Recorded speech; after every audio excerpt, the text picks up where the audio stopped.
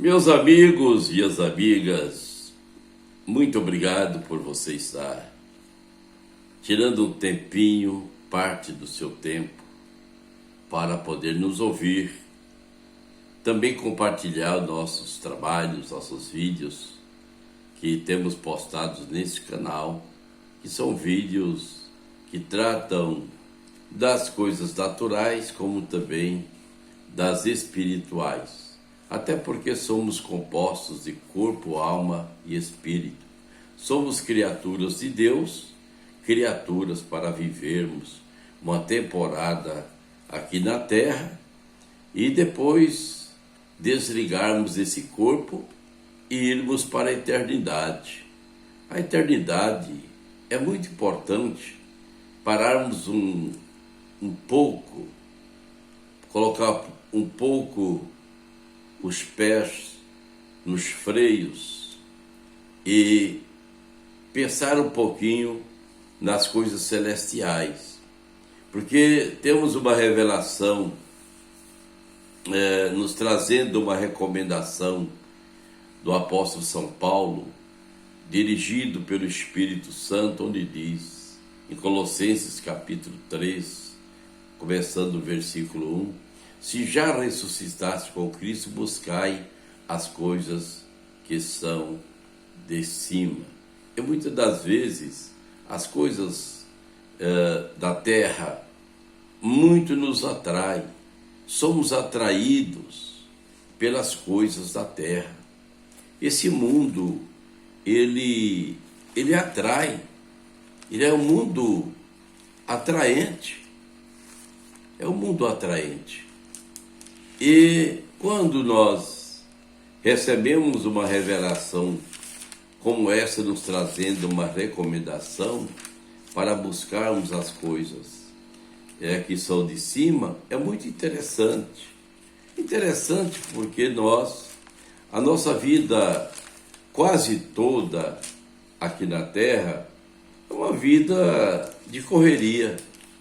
Quando nós nascemos desde criança, já nascemos praticamente sendo preparados para o trabalho, para correr contra o tempo, para sair em busca das coisas materiais, as coisas da terra. Sim, analise, pense nessa realidade. E me lembro que aos meus 7 anos de idade, eu vinha da escola e meus pais já me aguardavam na roça. Até porque a nossa família, composta de 12, 13 filhos, nós somos em 13 irmãos. Uma Deus levou aos 9 meses, que é a Martinha e a Marta, e os 12 se criaram. E diante disso, eu sou o segundo filho do casal, Valeriano Brito e Raimundo Olegário de Brito, meus pais, saudosos pais, maravilhosos, que desde a minha infância me ensinou no caminho em que eu devia seguir, trilhar e andar. Portanto, louvo a Deus pelos pais que Deus me deu. Portanto, aos meus 7 anos, aqui do estado do Paraná, já chegava da escola, tirava o uniforme, naquele tempo era chamado de guarda-pó, tirava o guarda-pó, que seja o uniforme, e dali já a roça, ajudar o pai na roça, desde pequeno, até aos meus 15 anos, foram 15 anos de trabalho na roça, dos 7 aos 15 anos, cerca de 8 anos, trabalhos árduos na roça, na agricultura. Meus pais eram agricultores,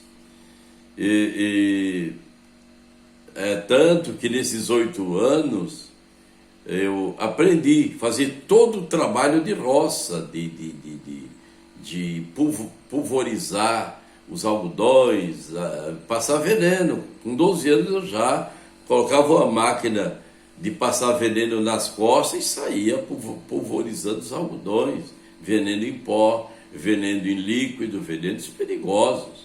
Mas, contudo, a gente ia na fé, na confiança, na coragem, na disposição para poder ajudar o pai na agricultura. Isso, a nossa formação até os 15 anos, foi o momento que Deus nos tirou da agricultura, nos tirou da roça, do sítio e nos levou para São Paulo, para a Grande São Paulo. E ali começamos a nossa vida na Grande São Paulo. Portanto, nós já vamos, desde pequenos, sendo formados para o trabalho, para enfrentar o dia a dia, para nos profissionalizarmos. Somos focados, somos instruídos, somos orientados, somos coordenados para poder seguir o traço da vida, a caminhada da vida, enfrentar os dissabores da vida. Somos preparados desde a infância e ali em busca do quê? Das coisas, da sobrevivência, do trabalho. O trabalho, logicamente, dignifica o homem, dignifica o ser humano, o trabalho. Mas o homem é preparado desde a sua infância para o trabalho. Por que o trabalho? Porque foi uma determinação de Deus. Deus determinou que isso acontecesse. O trabalho. Quando Adão e Eva caíram no Éden, Deus disse a Adão, sentenciou Adão. E obviamente a Eva não ficou fora da sua sentença também. Com dores conceberás filho. Dali em diante começou a gerar doenças, enfermidades. Porque dores é sinônimo de doença. Ninguém sente dor se não estiver doente. Então é sinônimo de doença. A sentença da mulher. A sentença do homem: com o suor do seu rosto comerás o pão. O homem foi sentenciado ao trabalho. Por que sentenciado? Por causa da desobediência, da falha humana, a queda do casal. Isso trouxe consequência para toda a humanidade até os dias de hoje. Portanto, seguindo a nossa linha de pensamento, nós, seres humanos, criaturas de Deus, Deus já atribuiu o trabalho ao homem, já determinou a Adão o serviço, o trabalho, as atividades que ele havia de se ocupar a partir dali. E nós somos formados, somos instruídos, somos orientados, cada um vai focar uma atividade, uma profissão, aquilo que gosta, que quer, que deseja, múltipla escolha. O jovenzinho, o adolescente já vai ali pensando: eu vou me dedicar a essa atividade. Um quer ser mecânico, outro trabalhar como pedreiro, outro eletricista, outro encanador, um ir para a engenharia, outro ir para a pedagogia, outro para as especializações, outro para o empresariado, para os negócios, para as atividades. Isso aconteceu na família de Adão. Nós vimos o Abel tinha uma vocação, o Caim tinha outra vocação, cada um tinha uma atividade. Um focou o rebanho, cuidar de rebanho, criação, o outro já foi para a agricultura. E assim, a primeira família que Deus constituiu na terra. Portanto, amigo, amiga, isso vem até os dias de hoje. O ser humano sendo preparado para o trabalho. Aí vem o capitalismo, vem o materialismo, vem as ambições, um querendo predominar sobre o outro, um querendo ser melhor do que o outro, a perversão do ser humano, e assim está hoje o homem sempre focando as coisas materiais. Então é o lema, é o tema desse bate-papo convosco, nesse vídeo, exatamente aí, as coisas da matéria e as coisas do espírito. É legal ocorrer o que os homens praticam, é legal, é uma permissão, é uma determinação de Deus que o homem viva do trabalho, do suor do seu rosto. Poderia não ter sido assim, mas está sendo assim. Então, como disse anteriormente, o homem é composto de corpo, alma e espírito. Somos tricótomo, corpo, alma e espírito. E o homem, por ser composto de corpo, alma e espírito, precisa balancear, temperar. Não se dá somente aquilo que interessa ao corpo. Não, senão vai faltar a outra parte. A outra parte. Observamos que Deus sempre levou o homem a se relacionar com Ele. Deus se relacionava, procurou sempre se relacionar com o homem. Nós observamos que Deus sempre procurou se integrar, ter uma integração com a raça humana, com o ser humano. O amor de Deus é tão grande para com o homem, o ser humano, que foi feito à imagem e à semelhança de Deus. Quando Deus diz, façamos o homem segundo a nossa imagem, a nossa semelhança, nós temos uma análise, temos um entendimento de que Deus fez o homem um ser espiritual, um ser eterno. Um ser eterno. Você sabe o que é um ser eterno? É um ser que vai passar 1000 anos, milhões de anos, trilhões de anos, sem fim, para toda a eternidade, com Deus, na presença de Deus, na paz de Deus, na alegria de Deus, no gozo espiritual, o que Deus tem preparado para os salvos, para os seus escolhidos. Sabe o que é isso? Meu amigo, se o homem soubesse o que Jesus tem preparado para o homem, para o salvo, ele pararia mais um pouquinho, teria uma reflexão maior para com as coisas eternas.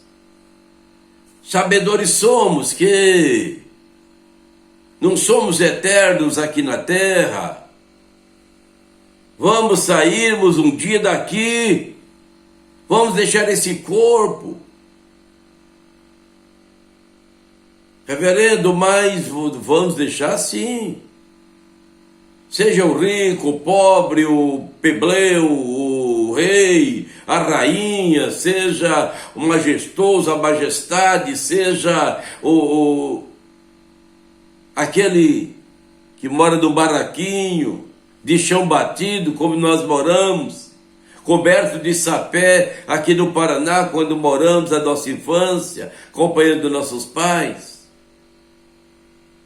Seja aquele que mora lá debaixo do viaduto em São Paulo, como conheço, modesta parte, muito bem, a capital de São Paulo.